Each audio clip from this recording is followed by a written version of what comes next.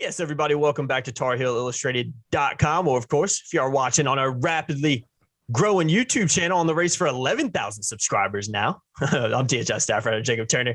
And joining me from the Caesars Superdome in New Orleans, Louisiana, our very own publisher, Andrew Jones. And AJ, just had your first media day of the week on Thursday, obviously recording this one about 5:30 on Thursday evening. Before we dive into that, though, AJ, I want to read out our sponsor on this podcast once again, NIL FanBox. Awesome sponsor. Really excited about them, guys. For as little as $9.95 a month, UNC sports fans can now receive authentic autographed memorabilia from their favorite UNC men's and women's basketball players delivered right to their front door. And in return, players earn money from their name, image, and likeness. Make sure you guys use the promo code HEELS22 to save 10%. And if you want to get signed up, click the link below, nilfanbox.com/North Carolina. Really awesome sponsorship. Like I said, you can get signed gear right to your door, memorabilia, right to your door. Doesn't get any better than that if you're a diehard Carolina Hoops fan. So, guys, again, check it out. Promo code HEELS22 to save 10%.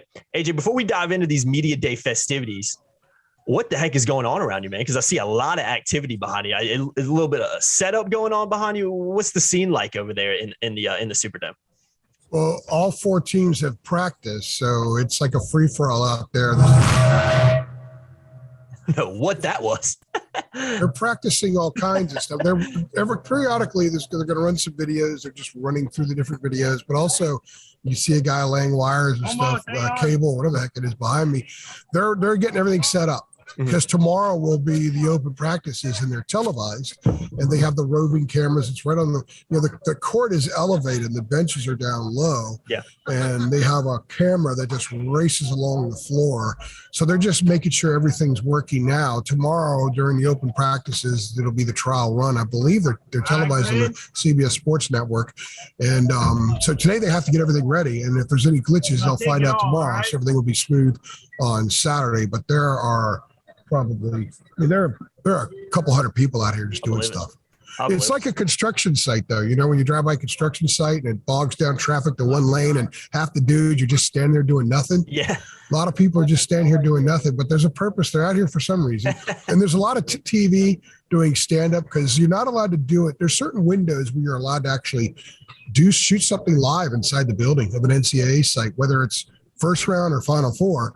And you can't do it more or less than 30 minutes before tip-off of the first game of a session. So, for example, Saturday's doubleheader is a session. So the first game tips off at, 6:15 or whatever it is, 6:20. Well, at like 5:45, 5:50, you can't do anything live inside that building anymore. And then afterward, you have to wait till everything ends and gets kind of cleared away. So I had to wait about 15 minutes before I come out here, get this set up, because Carolina was the last team to practice. Duke had the last press conference that was going on while Carolina was practicing. So now they'll be out here through the night. There's so much to do. And this place is so freaking huge, too. It's my first time in here. I wanted to ask you about that. What's it like being in there? I know that's always, what you expect in the Final Four. You expect to be playing in a huge arena. I know players sometimes talk about depth perception towards the basket because you're in such a massive arena on such a small court. So what is it like just being in there? And I know you've been to covered some Final Fours in your day, so I know you've experienced that as well. Well, I've been in the Dome in Indianapolis. I've been in San Antonio. I've been in Detroit, which is where the Lions play. I've been in St. Louis, which is where the Rams used to play before they moved back. And then Houston and Phoenix. And Phoenix was pretty big. Phoenix might be bigger than this. You know, we were talking before we hit the record button. This is big, man. Yeah. I mean, it's my first time in here.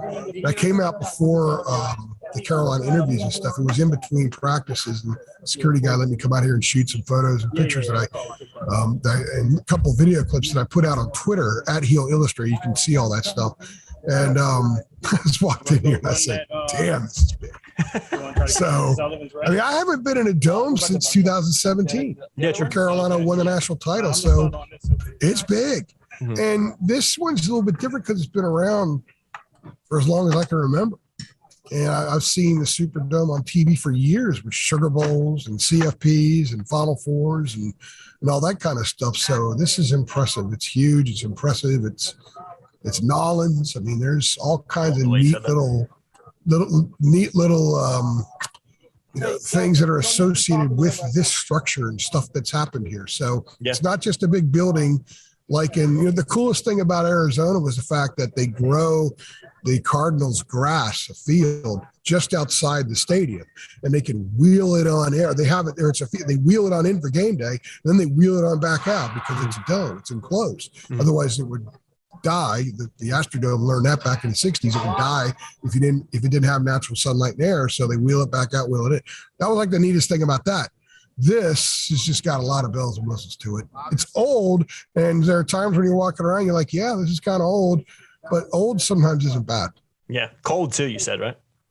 It's really cold right now. If it's this cold on Saturday, everyone's going to shoot 19%. So. Yeah, hands would be frozen. Yeah, wearing gloves. Have them quarterback hand warmers on the side, little pouches. The guys on the bench, the reserves, in case they get in, be wearing his big snow mittens. Yeah, you gotta love it, man. Hopefully they'll turn the heat up in there. No, I'm serious. There's a breeze, a constant breeze. It's 68 outside right now. I guarantee you, it's well below that in here. It's like 58, 68 where I'm sitting right now. Yeah. Go tell somebody to turn the heat up for you, AJ. That's unacceptable right there. I'm sure you're the only one. I'm sure you're not the only one. AJ's comfort has to be the number one priority here, right? Exactly right. But before, let's dive into this. Obviously, the meat of the podcast we're going to talk about. Now, you're not going to go too long in this one. We're doing a separate Duke UNC game look ahead podcast here in a little bit as well, but focus on the press conferences on Thursday in this one. I know you got to see Carolina's press conferences, obviously. If you guys want to see those, click the link to our YouTube channel below. We got both those videos up. I know you said you were able to sit in on Coach K's as well. I know you didn't get a chance to see the player press conferences, but any main takeaways from Carolina and Coach K's press conference, any insights, any interesting tidbits, just anything like that you can let us in on? Yeah, there's so much to do. I had to make a choice, and I missed the Duke players, and I figured I could look at the transcript, and I'll try to see them tomorrow because we have pressers again tomorrow. We have breakout rooms, which is my favorite, especially now since there's still no locker room access. Locker room access is always the best, but the breakout rooms are smaller areas where you might be in there just with a handful of reporters, so you could have more, you get closer to the kids and you get a little bit more exchanges with the dialogue instead of just a straight question. You get the answer, they move on to somebody else, which is what today was. Tomorrow is also the open practices too. So we'll have Jenna will be here tonight. She's going to shoot a bunch of that stuff, get some video, some photos. I'll get video photos, and it's going to be fun with all that. As far as today goes, I got about maybe the last 8 minutes of Coach K's presser. And, I covered him for 13 years, and I have had no need to sit in on a Coach K press conference in person for any reason journalistically in a long time. And I was today, and I just thought it was interesting, thinking to myself, he's got at the most 5 days left in his career. Yeah. And it's pretty amazing. I know Carolina fans that maybe don't want to hear this, and they're throwing out all the hate this week, which I think is fantastic because that's what rivalries are for. But from a guy who covered him for 13 years, I just kind of soaked it in, thought, okay, it's pretty cool. Regardless of what people think about him, regardless of how much you despise his program, despise him, and all that kind of stuff, this is momentous. This is historic. And the fact that they're here with Carolina and going to play Carolina is, honestly, it's the kind of thing that people who get paid a lot of money in Hollywood wouldn't have been able to really craft it the right way. They would have done it. It would have been cheesy. They would have done it the right way, but it's happening. Sometimes, truth is stranger than fiction. Reality is more amazing than dreams. And we're seeing that play out. And today it kind of hit me more than it did earlier in the week about, this crap's really happening. This stuff's about to happen. Yes, right. And I thought it was cool. And I like the fact that Kay was asked questions that about emotion and things like that, and he's saying the right stuff, and Carolina was saying the right stuff too. A lot of questions about, somebody asked players if they felt like Cinderella. Somebody asked, I remember Bobby Knight. Carolina fans might remember this, the older one. Indiana beat Carolina in the Sweet 16 in 1984, right? So after the game on CBS, I think it was Gary Bender asked Bobby Knight, do you feel like Cinderella? And he paused and said, nah, Cinderella's a lot better looking than I am. So Hubert Davis was asked today, basically, do you feel like Cinderella? He's like, I don't know what Cinderella is. I don't know what you're talking about. Just like he doesn't know what quad 1, quad 2 wins are. And some people are like, why would he say that? Why is he being dishonest? I don't take it as him being dishonest. That's just not his focus. It's on his radar. Because he very quickly followed up. I said, oh, by the way, this is our 21st Final Four more than anybody else. Yeah. So that was kind of a slap. Like, I think as if to say, North Carolina's never a Cinderella. Who cares what the seed is? They didn't talk about seed all tournament. Mm-hmm. When they gathered at his house on Selection Sunday, they didn't give a crap what their seed was. They just wanted to be in the tournament. Who do we got to play next? That's been their thought process. And I think that's one of the reasons they're here. So I think the what I gauge from that exchange, North Carolina is not a Cinderella. North Carolina could be 0-29 and win the ACC tournament, and they ain't a Cinderella. Because you should never be Cinderella when you're North Carolina, when you're Kentucky, when you're Duke, when you're Kansas. You should never be Cinderella. And certainly North Carolina, not when you have the most Final Fours of all time and the most NCAA tournament wins of all time. They're here because they belong here. These kids were recruited by a Hall of Fame coach who's been to this spot a lot with the intention on getting back. So they are back with a different coach. They had to take a little bit of a roller coaster ride to get here, but the end game is what matters. Hubert made a comment today when he had an exchange with Jeff Goodman, and he went after. He didn't go after him, but he kind of dogged him a little bit. And Armando dogged him a little bit because Goodman challenged them a lot this year. He was in Mohegan Sun in November and ripped the heels pretty hard. And Hubert reminded him that, two of those teams that looked great that weekend aren't here. Two are. And one of them didn't look good. One of them was getting beaten up by the media, and they're here. So the ride may be the ride, but ultimately what matters is who's standing at the end. And North Carolina's goal every year is to be one of these teams standing at the end. So if that's their goal every year, how the hell can they be Cinderella? That's what I took from it. And I totally agree with it. Yeah, I've never understood the Cinderella talk around Carolina either. I mean, you think of a Cinderella, you think of like St. Peter's. It's North Carolina. How can or if Miami would have beaten Kansas. I think Miami was way underseeded, but had they beaten Kansas and gotten here, they would be Cinderella. Yeah, we'd be talking about glass slippers and Jim Larinaga. Jim Larinaga's got the best collection of glass slippers of any coach in the country because he would have taken George Mason in Miami to Final Four. But that didn't happen. Mm-hmm. Nobody here is a Cinderella. No. Nobody. No. This is great. This is a great laundry weekend. Isn't it, though? And I know I'm going to plug this podcast real quick. I was listening to this today. You and David did a podcast on kind of the magnitude of the Carolina Duke game. Go listen to that because I think you guys had some really interesting conversations about the outside perception outside of the state of North Carolina towards the rivalry this weekend. And also just the other teams, like you mentioned. You got Kansas in here that nobody's really talking about. One of the, biggest blue bloods there is, one of the probably the most historic program in college basketball. And you look at where basketball is, everything. So, well, if you take it into considering the Dean Smith factor and all that kind of stuff, but Kansas has 2 national titles in 70 years. So yeah, I think Carolina's they cannot apply themselves in the argument of the best program in college basketball. 2 titles in 70 years doesn't count. It's North Carolina and Kentucky. Absolutely. That's who it is. North Carolina is in its 9th Final Four for 9 straight decades. Mm-hmm. Duke's in it for 7 straight. If Carolina gets to a title game Monday night, they will have made a title game appearance in 9 straight decades. The most in title, and if they win the title Monday night, that takes them up to 7, one behind Kentucky. More Final Fours, more NCAA tournament wins. The decade, but this is their 6th different coach that's taken this program to the Final Four. You can make a really clear argument that North Carolina is the best program in college basketball history. I think Kentucky might have a tiny lead in that department, but Carolina can surpass them here in the next 5 days. Yeah, can't really disagree with you on that. It's still, Cinderella. And it has nothing to do with the fact that I cover the program. Yeah. And I'm the publisher of Tar Heel Illustrated. I have no dog in the fight in this.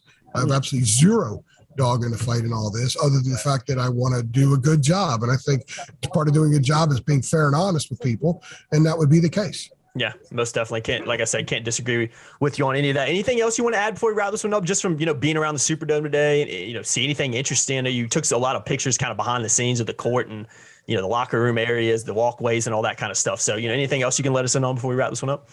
Yeah, I'm really, really tired. This is an unbelievable grind, as you know. You've driven 500 miles in the past. Well, yeah, I drove here because the flights were insane. A lot of people didn't make it.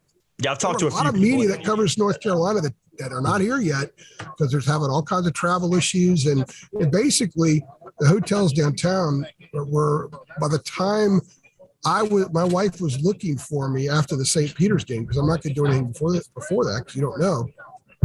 Hotels downtown were $400 to $600 a pop, right?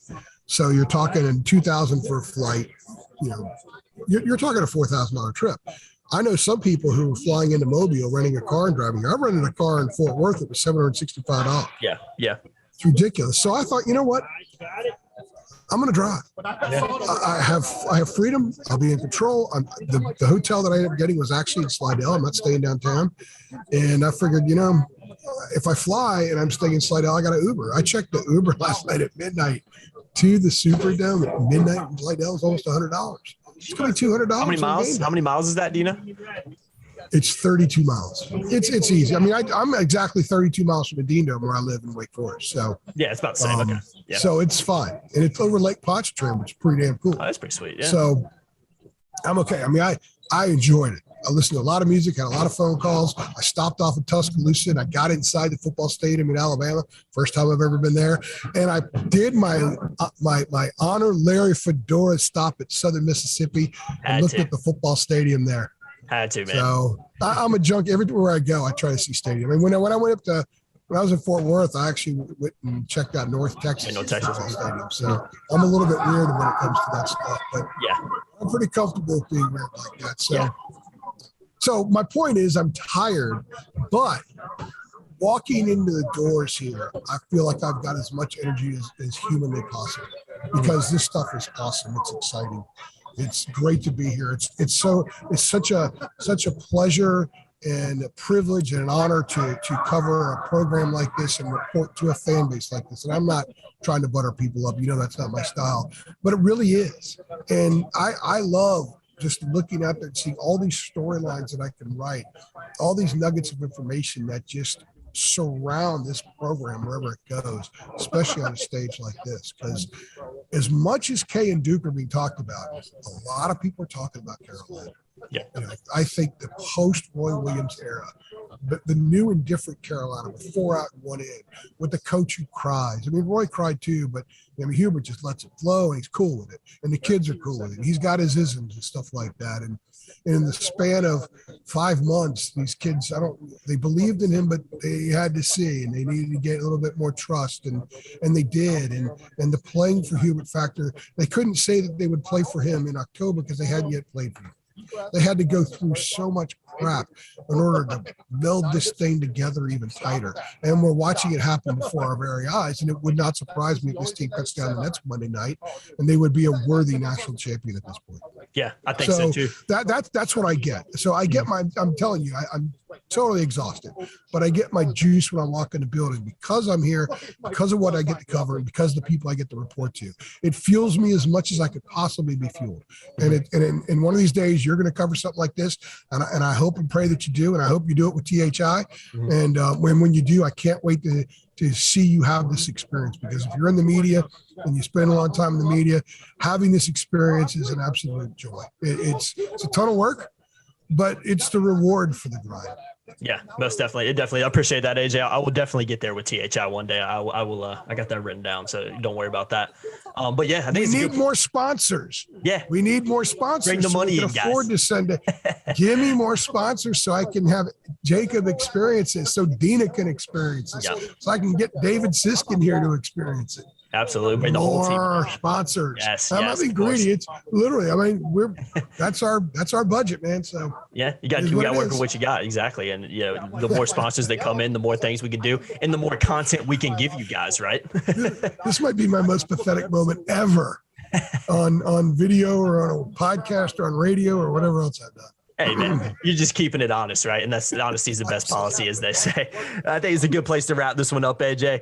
Appreciate everybody who's tuned into this one. Apologies for some of the sound things going on behind. As you know, it was either doing it in a hotel where the Wi-Fi probably isn't going to work very well, or doing it in the Superdome where there might be a little noise. So I think we took the best option on that one. Pretty cool backdrop. Get to see all the stuff going on behind you too if you're watching this one.